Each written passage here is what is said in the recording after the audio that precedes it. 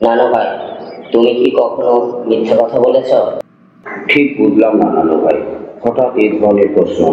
আমি মিথ্যা বলি না নানু ভাই, মিথ্যা বলা পাপ। এমনি বললাম নানু ভাই, তুমি মন খারাপ করো না। নানু ভাই, আমি স্কুলে যাচ্ছি, তুমি খেয়ে নিও। আজ তোমাদের ঠিকানা লিখা শিখাবো, কিভাবে নিজের ঠিকানা লিখতে হয়।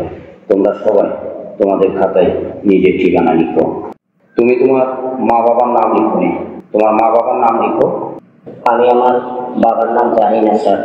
আমার নানু আমাকে বলেনি আমার বাবার নাম কি। বাবার নাম জানি না।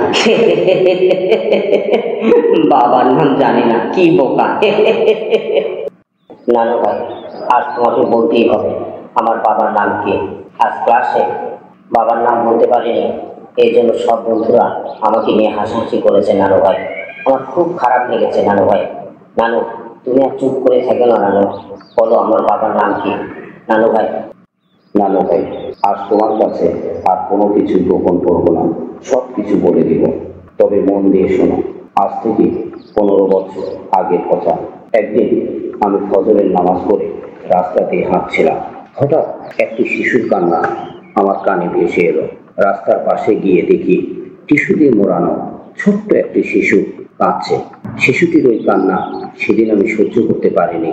তাকে নিয়ে এলাম আমার নিজ বাড়িতে। ধীরে ধীরে বড় হলো।